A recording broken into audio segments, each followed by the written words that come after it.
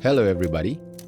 Dalam video ini kita akan cari tahu siapa atau apa the third person of the Godhead yang adalah Roh Kudus. Apakah Roh Kudus ini makhluk ilahi ketiga di surga, sebagaimana Bapa dan Anak adalah makhluk? Atau apakah Roh Kudus ini adalah rohnya Kristus dan bukan makhluk sebagaimana Bapa dan Anak adalah makhluk? Banyak orang menggunakan kutipan roh nubuat yang mengatakan bahwa Roh Kudus adalah person ketiga, sehingga mereka mengambil kesimpulan bahwa Roh Kudus adalah makhluk ilahi ketiga selain Bapa dan Anak, sesuai dengan yang diajarkan doktrin Trinitas.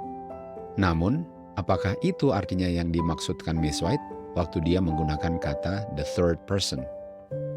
Marilah kita membandingkan pernyataan itu dengan tulisan-tulisan lainnya mengenai topik ini, dan mengizinkan tulisan-tulisannya lah yang mengartikan apa yang dia maksudkan waktu dia menggunakan kata the third person.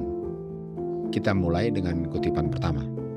Christ gave his representative, the third person of the Godhead, the Holy Spirit.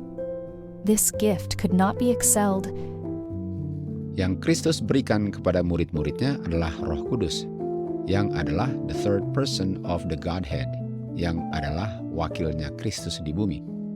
Sangat jelas kutipan ini mengatakan bahwa the third person of the Godhead adalah Roh Kudus, wakilnya di bumi. The Holy Spirit is the Spirit of Christ. It is his representative.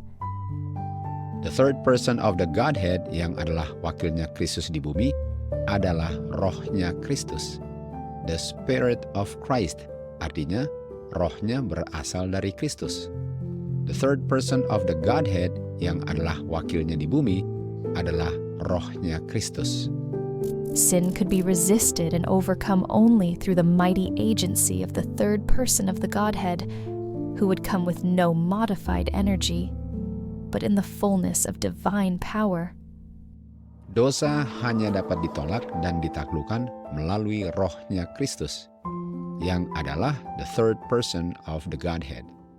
Selain melalui rohnya Kristus, dosa tidak dapat ditolak dan ditaklukkan.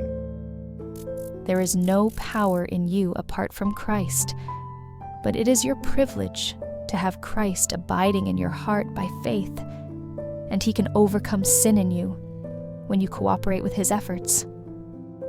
Dosa hanya dapat ditaklukkan dengan Kristus berdiam di dalam hati kita.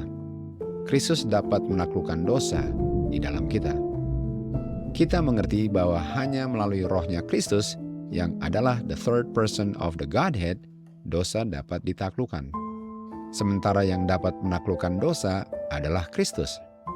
Artinya, the third person of the Godhead yang adalah rohnya Kristus adalah Kristus, yang satu-satunya kuasa yang dapat menaklukkan dosa. Dan karena the third person of the Godhead adalah Kristus berdiam di dalam hati kita, artinya the third person of the Godhead bukan makhluk ilahi selain Kristus, tetapi adalah Kristus sendiri melalui rohnya. Dan Roh Kudus adalah kuasanya Kristus yang adalah satu-satunya kuasa yang dapat menaklukkan dosa. Dan kuasa roh itu adalah the third person of the Godhead. With his Spirit, Christ sends a reconciling influence and a power to take away sin.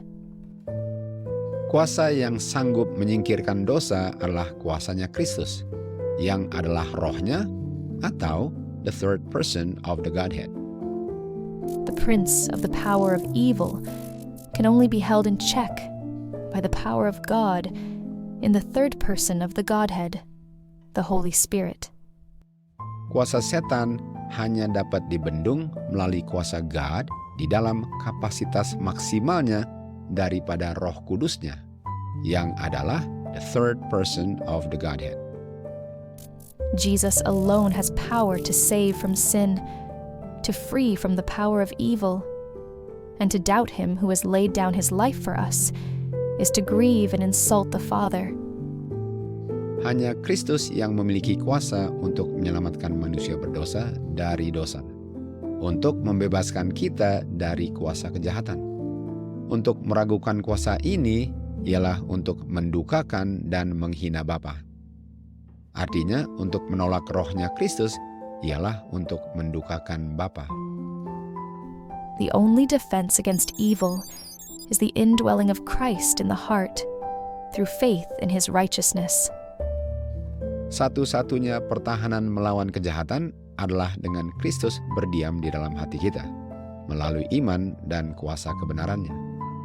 Selain dengan kuasa the third person of the Godhead, yang adalah rohnya Kristus, dosa tidak dapat ditolak dan ditaklukkan. Mrs. White membuat pengertian Roh Kudus setara dengan the third person of the Godhead, rohnya Kristus, dan Kristus. Sangat jelas, dia tidak mengajarkan bahwa the third person of the Godhead adalah makhluk ketiga selain makhluk Bapa dan Anak. Kutipan berikut ini dengan sangat sederhana dan jelas menjelaskan siapa Roh Kudus itu. Cumbered with humanity, Christ could not be in every place personally. Therefore, it was altogether for their advantage that he should leave them, go to his Father, and send the Holy Spirit to be his successor on earth. The Holy Spirit is himself divested of the personality of humanity and independent thereof. He would represent himself as present in all places by his Holy Spirit, as the omnipresent. Karena Kristus dibatasi oleh tubuh nature kemanusiaannya, sehingga Kristus dalam tubuh kemanusiaannya tidak bisa berada di segala tempat pada waktu yang bersamaan.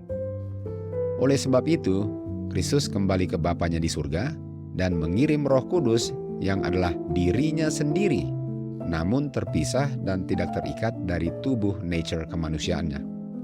Roh Kudus yang adalah the third person of the Godhead adalah Kristus sendiri tanpa tubuh nature kemanusiaannya.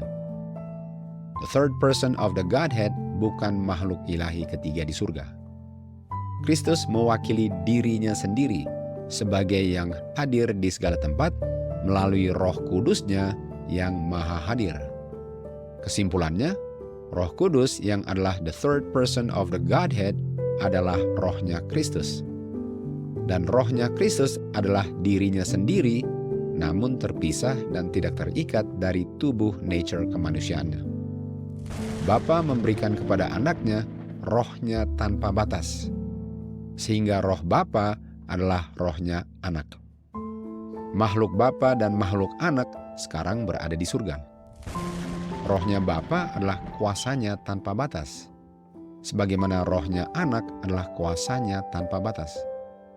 The third person of the Godhead yang adalah Roh Kudus adalah kuasanya Bapa dan kuasanya Anak tanpa batas.